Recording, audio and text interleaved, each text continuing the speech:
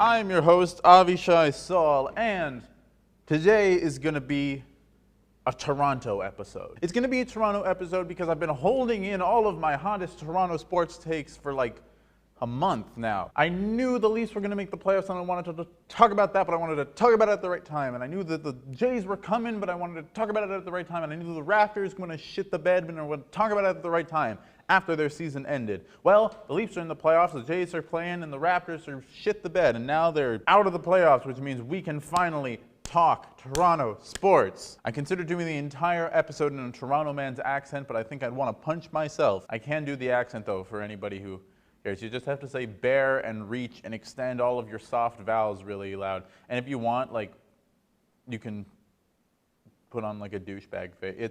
It's really easy. Maybe I'll give you a sample at the end. But for now, we have a lot to talk about in the world of sports. Let's get into it.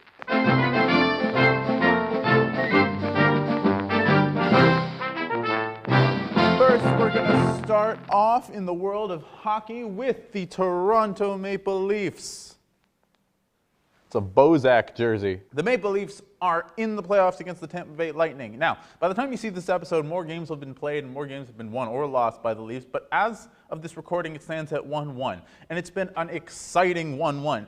Opening game in Toronto saw the Lightning mop the floor with the Leafs. They won 7-3 in convincing fashion. It was, I mean, yeah, we got 3 goals, but, you know, it was not a good game, and there was a period there where the Leafs were booed off the ice. It was an ugly first game, and everybody after it thought like, oh, great, typical Leafs choking in the playoffs. But the Leafs responded in Game 2 with a convincing victory against the Lightning. Now, granted, the Lightning weren't playing Victor Hedman, who had been injured in the prior game, but that is beside the point. It doesn't even matter. It's fine. Excuses are excuses. The game's in the books and we won. One positive takeaway that I've really been focusing on so far in this series is the way the Leafs have been able to score goals on Vasilevsky. He's, you know, the best goalie in the world, of course. But so far they put up a 3-piece in Game 1, albeit they lost, and then responded with a 7-piece in Game 2, which, you know, just, that doesn't happen against Vasilevsky very often, especially in the playoffs. That sort of offensive success spells great success for the future, hopefully. But we're not out of it yet. And I trust. I don't trust, but I hope.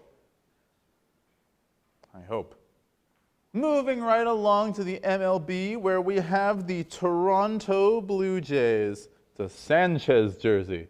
How about that? Baseball season has started and the Blue Jays look good. All right. And now moving on to the Toronto Raptors. Of course, a DeRozan jersey. The Toronto Raptors have not been as successful as the Jays or the Leafs this year. They missed the playoffs, lost in the play-in against the more offensively focused Chicago Bulls, and it left the city questioning a lot about the direction of the team moving forward. News broke just earlier today that head coach Nick Nurse had been fired by the Raptors front office. They're still in search of their new head coach, but just my 2 cents on that real quick, because Nick Nurse has had 5 very successful years as the Raptors head coach, and his departure from the team has nothing to do with his skills or lack thereof. It's more to do with his time as head coach has run its course. He had sort of run out of ideas with the currently constructed roster, and sometimes you just need a new person at the head of the table, you know? I mean, Nick Nurse is a great coach, and I wish him all the best, and he'll still be coaching Team Canada, and he'll have lots of success, I'm sure. But I don't disagree with this departure because it's just time to shake it up. Now back to the roster construction, because that's really the trickiest part about this Raptors team. They are in one of the grayer, murkier areas of the NBA, which is the middle. Near the top of the league, you're contending for a title and you're trying to add pieces to your already very talented core and win the whole thing. At least there you know what to do. You might not do it, but you know what you're trying to do. If you're at the bottom of the league and you're really bad, then you're trying to bottom out, tank, acquire young assets, and build through your organization, your training, hopefully grow those young assets into future stars where you can compete later on. It might not be as fun as winning, but at least you know what you're doing. But the Raptors are in a tricky situation because they're in the middle. They have 2 all-stars, Pascal Siakam and Fred VanVleet. I say all-stars, they are all-stars, but they're not superstar MVP candidate, first-team All-NBA level all-stars. They have some talented pieces, OG Anunoby, Jakob Poeltl, Gary Trent, and one young star who has the potential to turn into a superstar one day. That's Scotty Barnes. They're not good enough to contend for the top, but they're not bad enough to bottom out either. So they're stuck knocking on the door of the playoffs, losing in the first round, maybe losing in the play-in, it's a tough spot to be in.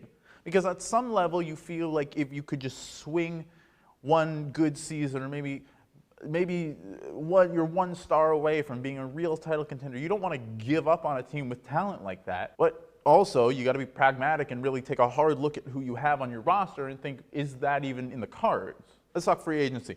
Fred VanVleet and Gary Trent Jr. are becoming unrestricted free agents this summer. And from all the things I've heard within the organization and whispers in the media around the leagues, that Fred VanVleet will likely be re-signed, and Gary Trent will likely also be re-signed unless he gets a larger offer from another franchise, in which case the Raptors are comfortable letting him walk. Jakob Poeltl, he's a good rim protector. OG Anunoby had been in a lot of trade talks this year, but I actually support not trading him, and here's why. The second you get rid of OG Anunoby, you're looking for another OG Anunoby. Yes, he's not an all-star, but he is one of the most valuable role players in the league. He can defend any position, he can hit open shots, he can create a little bit. He's a really, really, really valuable role player, and if you're trying to contend in the near future, in the far future, you want an OG Anunoby. So don't be so quick to give him away. For whatever kind of direction you're moving in and whatever you're trying to build, keep OG Anunoby.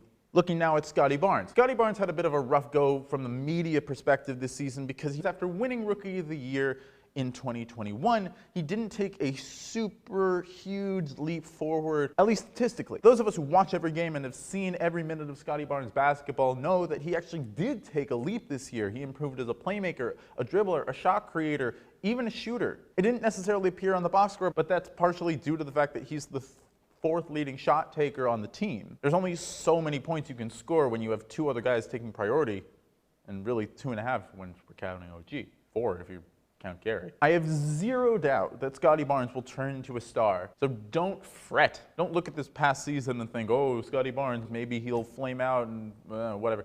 He's already really good. He's going to get better and better and better. Just wait. Fucking wait. He's younger than I am. Give him a minute. Which leads us to Pascal Siakam. And it's Pascal Siakam who, in some ways, holds responsibility for all of the Raptors' success and lack of success. Because from a simplistic point of view, the team is only as good as its best player. That's not always the case, but your best guy has to lead the way. And Pascal Siakam is an exceptional player. But like we said before, he's not first-team All-NBA caliber. He's not an MVP candidate.